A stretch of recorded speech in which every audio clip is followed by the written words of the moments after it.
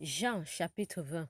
Le premier jour de la semaine, Marie de Magdala se rendit au sépulcre dès le matin, comme il faisait encore obscur, et elle vit que la pierre était ôtée du sépulcre. Elle courut vers Simon-Pierre et vers l'autre disciple que Jésus aimait, et leur dit, ils ont enlevé du sépulcre le Seigneur, et nous ne savons où ils l'ont mis. Pierre et l'autre disciple sortirent et allèrent au sépulcre. Ils couraient tous deux ensemble. Mais l'autre disciple courut plus vite que Pierre et arriva le premier au sépulcre. S'étant baissé, il vit les bandes qui étaient à terre. Cependant, il n'entra pas. Simon-Pierre, qui le suivait, arriva et entra dans le sépulcre. Il vit les bandes qui étaient à terre et le linge qu'on avait mis sur la tête de Jésus, non pas avec les bandes, mais plié dans un lieu à part. Alors l'autre disciple qui était arrivé le premier au sépulcre entra aussi et il vit. Et il crut, car il ne comprenait pas encore que, selon l'Écriture, Jésus devrait ressusciter des morts. Et les disciples s'en retournèrent chez eux. Cependant, Marie se tenait dehors près du sépulcre et pleurait. Comme elle pleurait, elle se baissa pour regarder dans le sépulcre et elle vit deux anges vêtus de blanc, assis à la place où avait été couché le corps de Jésus, l'un à la tête, l'autre aux pieds. Ils lui dirent, Femme, pourquoi pleures-tu? Elle leur répondit, Parce qu'ils ont enlevé mon Seigneur et je ne sais où ils l'ont mis. En disant cela, elle se retourna et elle vit Jésus debout, mais elle ne savait pas que c'était Jésus. Jésus lui dit, Femme, pourquoi pleures-tu? Et qui cherches-tu? Elle, pensant que c'était le jardinier, lui dit, Seigneur, si c'est toi qui l'as emporté, dis-moi où tu l'as mis, et je le prendrai.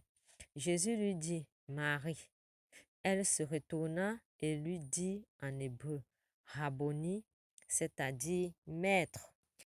Jésus lui dit, Ne me touche pas, car je ne suis pas encore monté vers mon Père, mais va trouver mes frères et dis-leur que je monte vers mon Père et votre Père, vers mon Dieu et votre Dieu. Marie de Magdala alla annoncer aux disciples qu'elle avait vu le Seigneur et qu'il lui avait dit ces choses. Le soir de ce jour, qui était le premier de la semaine, les portes du lieu où se trouvaient les disciples étaient fermées à cause de la crainte qu'ils avaient des Juifs. Jésus vint, se présenta au milieu d'eux et leur dit, La paix soit avec vous. Et quand il eut dit cela, il leur montra ses mains et son côté. Les disciples furent dans la joie en voyant le Seigneur. Jésus leur dit de nouveau, La paix soit avec vous. Comme le Père m'a envoyé, moi aussi je vous envoie. Après ces paroles, il souffla sur eux et leur dit, Recevez le Saint-Esprit. Ceux à qui vous pardonnerez les péchés, ils leur seront pardonnés. Et ceux à qui vous les retiendrez, ils leur seront retenus. Thomas, appelé Didyme, l'un des 12, n'était pas avec eux lorsque Jésus vint.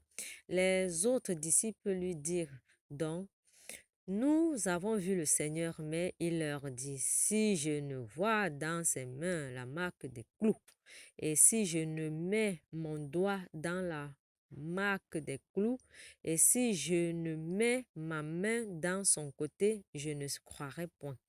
8 jours après, les disciples de Jésus étaient de nouveau dans la maison et Thomas se tenait avec eux. Jésus vint, les portes étant fermées, se présenta au milieu d'eux et dit, La paix soit avec vous. Puis il dit à Thomas, Avance ici ton doigt et regarde mes mains. Avance aussi ta main et mets-la dans mon côté.